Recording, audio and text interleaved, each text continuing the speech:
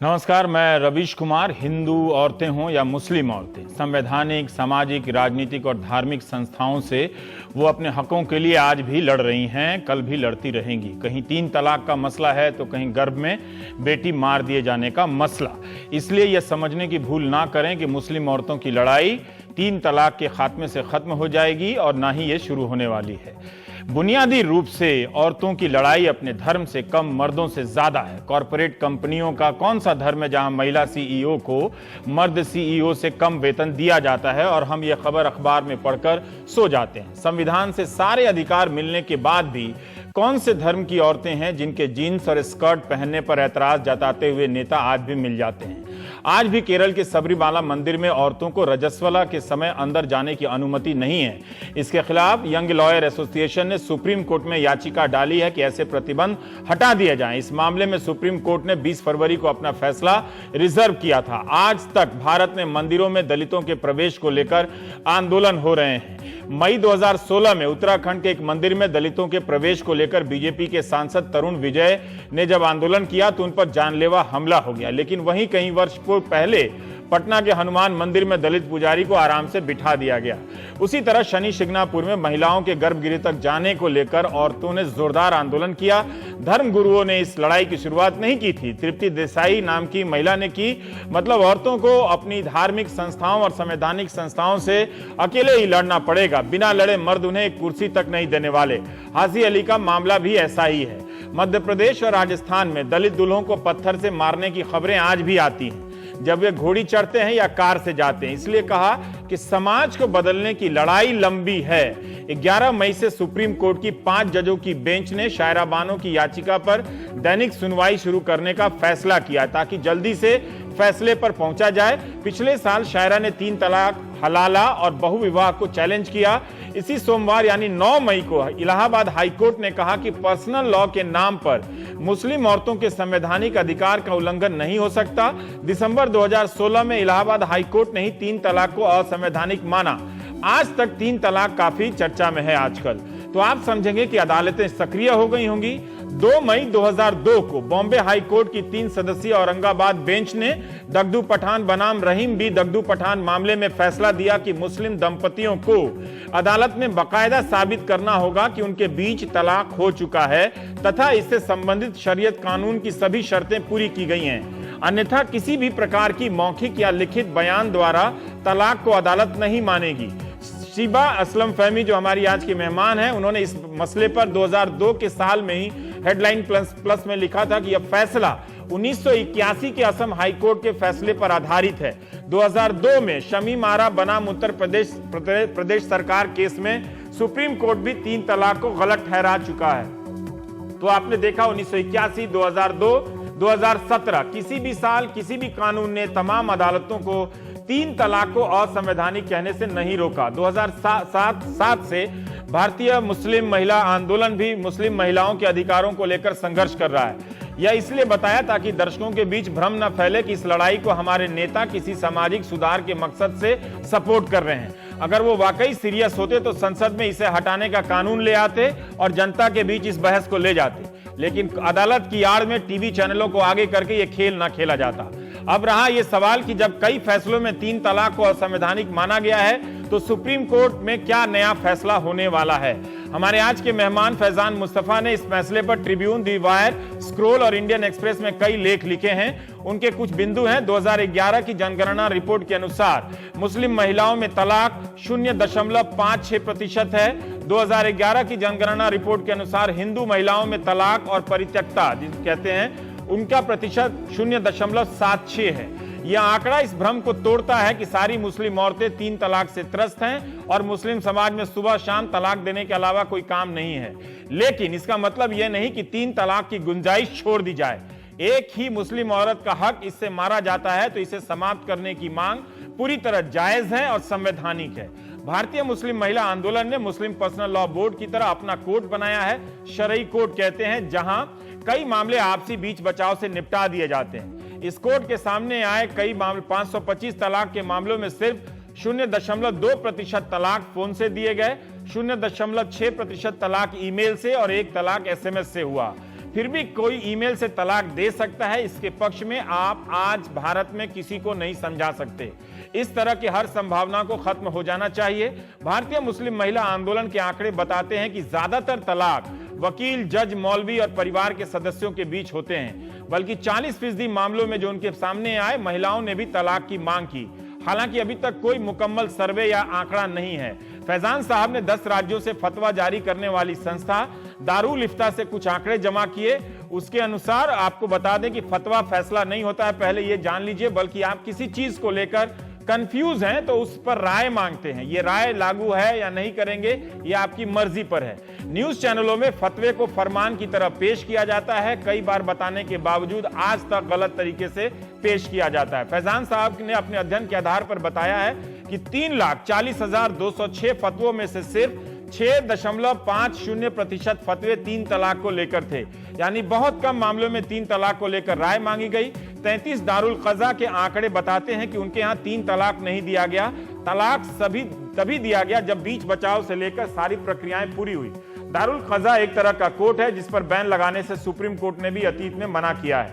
2002 के Bombay high court के Aurangabad bench ने यही तो कहा था कि 3 तलाक या तलाक को कोर्ट में साबित करना पड़ेगा और उसके लिए पूरी प्रक्रियाओं का पालन करना होगा।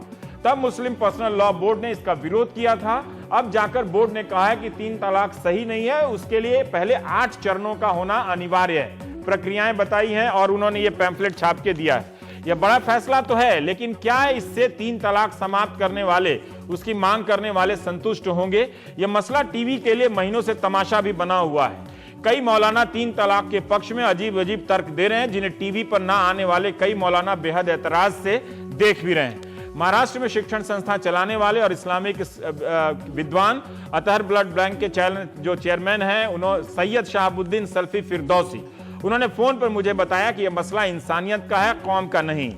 इंसानियत कहती है कि औरतों के साथ नाइंसाफी इस्लाम के खिलाफ है। जो लोग 3 तलाक देते हैं वो मजहब का मजाक उड़ाते हैं।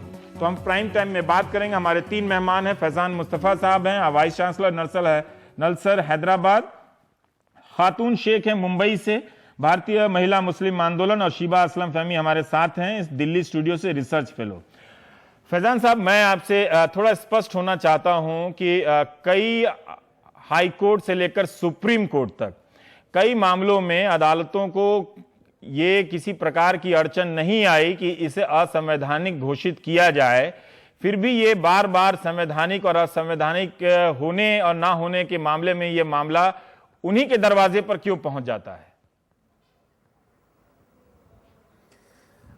रवीश, ऐसा है कि एक बात ये समझ लें कि जितने भी हाई कोर्ट्स हैं जिनमें ये मसला गया, उन्होंने हर बार ये कहा कि जो कुरान में और हदीस में प्रोसीजर है, यानी जो आपका सही पर्सनल लॉ है, उसको आप फॉलो करें।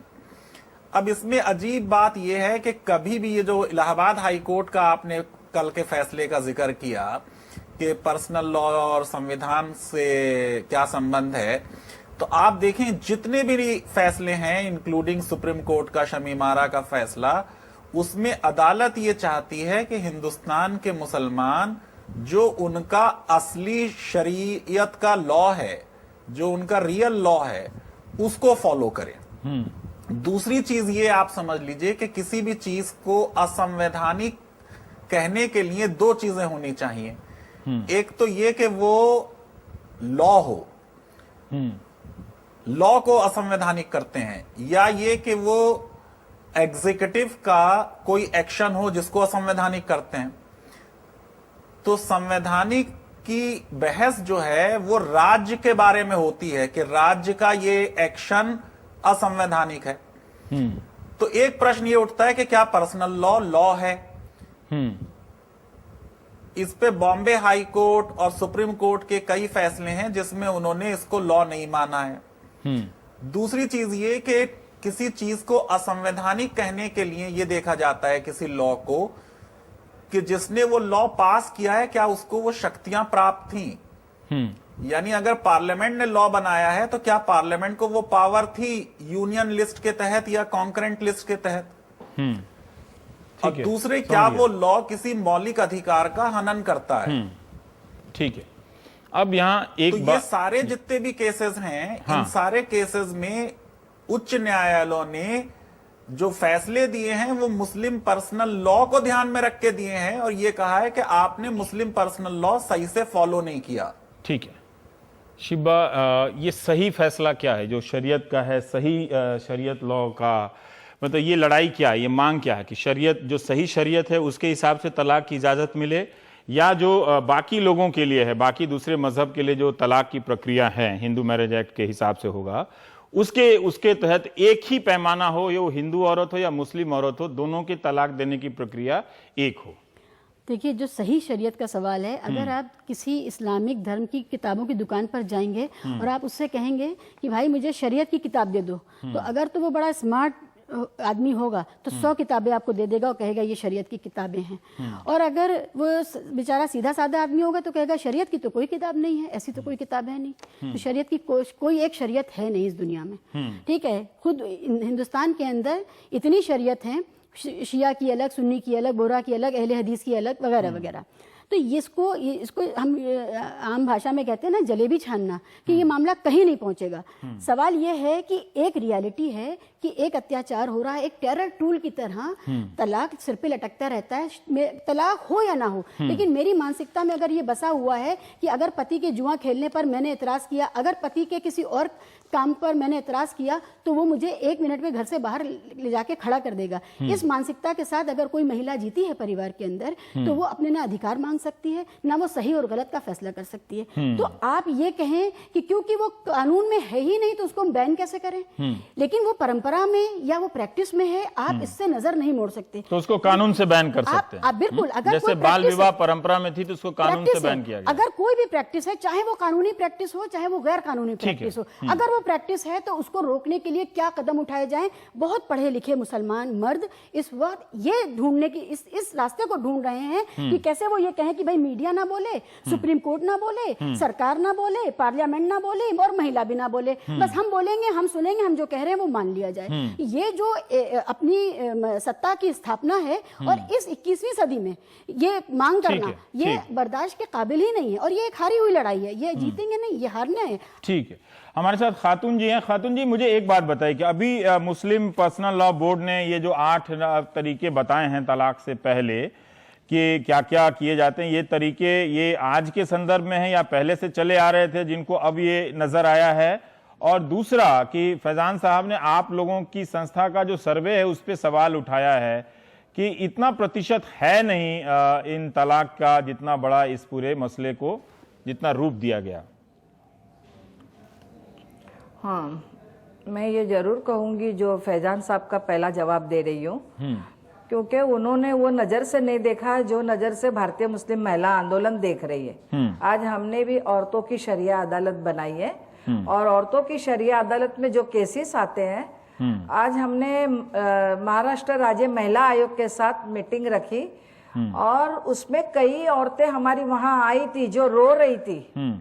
यहाँ तक है कि जो गवर्नमेंट डिपार्टमेंट के लोग थे वो रो रहे थे। इनको क्या पता है, इनको कुछ नहीं मालूम है कि ये आंकड़े सही है या गलत है। आके देखिए, हम तो ये कहते हैं, उनको 1000 बार दावत देते कि आइए देखिए हमारे यहाँ पर। राइट, ठीक है। अभी भी कितनी औरतें जो जमाते इस्लामी हिंद, जमाते सुन्नी जो हरे साफे बांधते, उसने किस तरह की तलाक दिया है कि चिट्ठी फेंक के उसके घर पर और चले गया कि मैंने तुझे तलाक दे दिया, देख ले।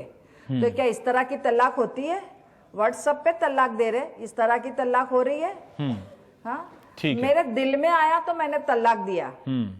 ये जो शिबा कह रही थी आप उसी को बढ़ा रही है। फैजान साहब, मैं यही जानना चाहता हूं कि अभी संख्या और प्रतिशत को छोड़ देते हैं, अगर ये प्रवृत्ति है कि आपको 1 सेकंड के भीतर तलाक कोई दे दिया जाए, भले कोई हमारे पड़ोस में जानने वाला ना देता हो, हमारा कोई दोस्त यार कोई घर में ना होता हो, लेकिन कि कोई किसी कमजोर महिला को सताने का इससे अच्छा तरीका कुछ और नहीं हो सकता, उसके पास धर्म के हिसाब से और कानून के हिसाब से इस तरह का अधिकार होना ही क्यों चाहिए?